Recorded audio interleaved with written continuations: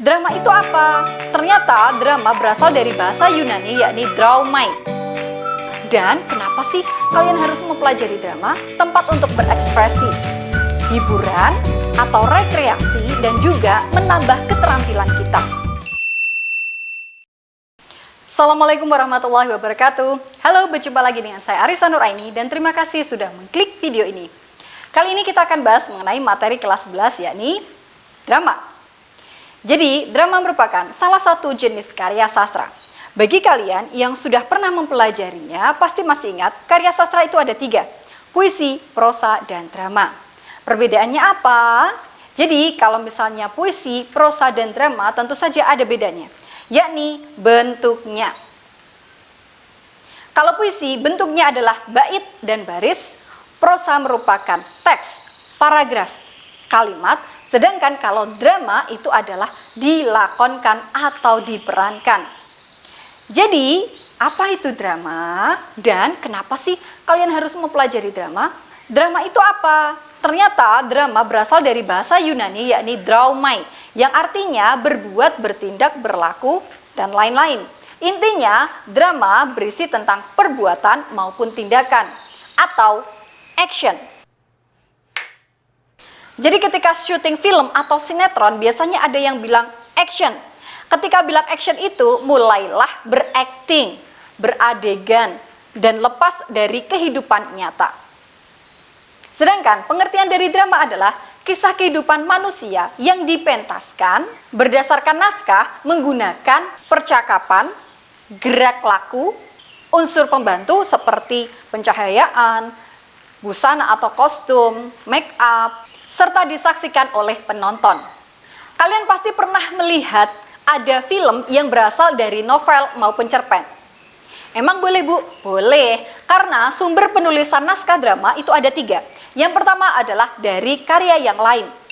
Jadi, karya yang lain otomatis berasal dari novel, cerpen, atau cerita rakyat, atau misalnya yang baru-baru ini ada Wattpad. Nah, Wattpad itu kan aplikasi mirip-mirip seperti cerita novel gitu kan. Atau misalnya ketika kalian drama di sekolah pasti pernah memerankan cerita rakyat. Ada Ade Lumut, ada Timun Mas, ada mungkin legenda Danau Toba, legenda Malin Kundang, atau juga dulu waktu saya SMA itu pernah memerankan Roro Jonggrang. Legenda apa itu? Sombong amat. Lanjut, sumber penulisan naskah yang kedua berasal dari pengalaman pribadi. Jadi kalau misalnya kalian punya pengalaman disakiti terus-menerus tetapi masih saja memaafkan, bisa loh kalian jadikan sebagai drama. Dan sumber yang ketiga adalah dari imajinasi.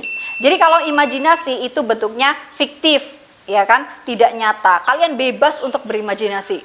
Kalau misalnya kalian pernah melihat ada pahlawan, manusia laba-laba, atau manusia kelelawar, atau manusia yang mengecil seperti semut, boleh kan kalian misalnya membuat pahlawan manusia cupang? Garing. Lanjut, kita bahas mengenai struktur drama. Struktur drama merupakan bagian-bagian di dalam drama itu. Jadi, drama itu ada 3 bagian. Yang pertama adalah prolog, dialog, dan epilog. Lok begitu.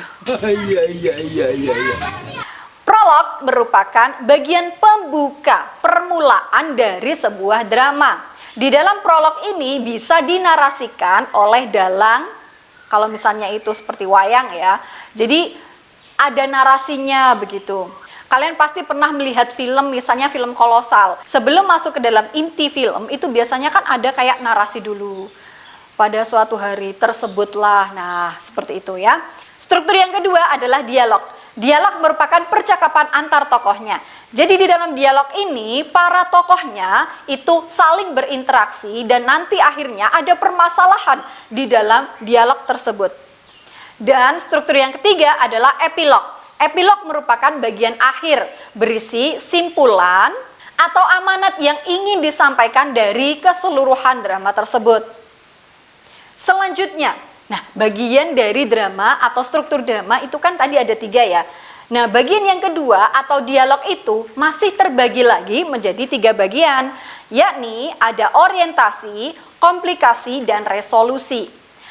Orientasi merupakan bagian di mana dialog para tokohnya itu sedang awal mula begitu. Jadi ketika orientasi itu saling memperkenalkan latar belakangnya, saling memperkenalkan aku siapa, tokoh tersebut siapa, aku siapa, kamu siapa, tidak ada yang tahu. Orientasi. Selanjutnya bagian kedua adalah komplikasi.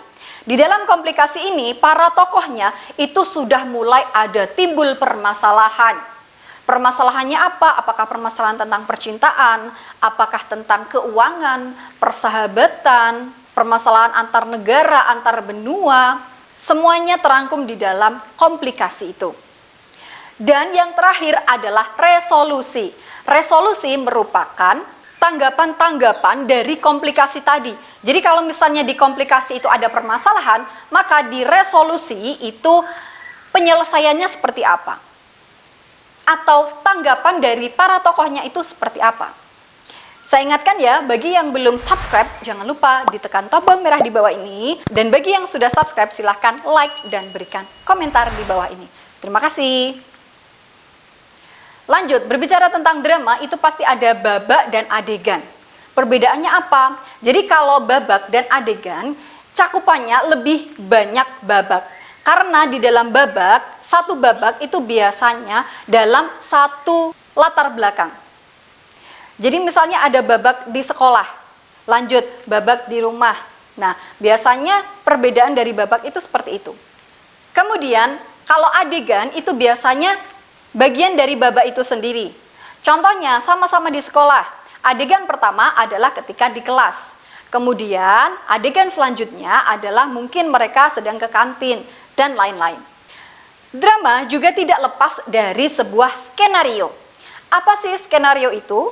Apa ada yang pernah baca skenario dari drama? Jadi perlu saya tekankan bahwa skenario di dalam drama itu berbeda dengan penulisan dialog dalam teks negosiasi atau dulu pernah ada teks anekdot, itu berbeda ya. Kalau teks negosiasi ataupun anekdot, penulisannya itu tokoh (2) pakai tanda kutip begitu kan?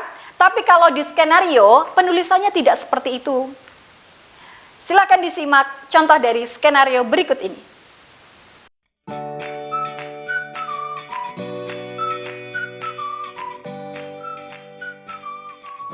Pengertian dari skenario sendiri adalah secara umum dan secara khusus. Secara umum, skenario merupakan naskah atau teks yang berisi urutan cerita yang ditulis agar peristiwa yang terjadi sesuai dengan apa yang diinginkan. Kalau secara khusus, skenario merupakan naskah yang ditulis dengan istilah-istilah kamera yang digunakan untuk panduan sebuah tayangan. Bisa film, drama, maupun sinetron. Oke, terkait dengan penyusunan skenario tadi, ternyata ada 3 elemen penting yang harus ada di dalam skenario. Yang pertama adalah tokoh. Tokoh itu biasanya ditulis di tengah atau center. Nah, tokoh itu adalah pelaku yang melakukan tindakan di dalam cerita tersebut. Kemudian, setelah tokoh, di bawahnya adalah wawancang. Wawancang merupakan dialog atau percakapan yang disampaikan oleh tokoh tersebut. Di bawah wawancang atau bisa juga di dalam wawancang itu sendiri, biasanya ada kramagung. Nah, kramagung ini biasanya dituliskan dalam kurung atau dicetak miring. Kramagung merupakan petunjuk tingkah laku atau petunjuk apa yang harus dilakukan oleh tokoh tersebut. Misalnya dalam kurung menunduk atau menangis. Nah, itu namanya adalah kramagung. Selanjutnya, ciri kebahasaan dari teks drama. Teks drama memiliki ciri kebahasaan yang pertama adalah menggunakan konjungsi urutan waktu. Karena drama merupakan cerita yang ada alurnya. Alur ini biasanya digabung-gabungkan memakai konjungsi atau kata hubung urutan waktu. Kemudian lalu setelah itu selanjutnya Di SpongeBob itu biasanya ada tulisan 2 years later atau 2000 years later. 2,000 years later. Nah, di dalam bahasa Indonesia artinya 2 tahun kemudian, 2000 tahun kemudian merupakan konjungsi urutan waktu. Mantap. Ciri kebahasan yang kedua adalah banyak menggunakan kata kerja yang menunjukkan peristiwa. Contohnya adalah menyuruh, menobatkan, menyingkirkan, dan lain-lain.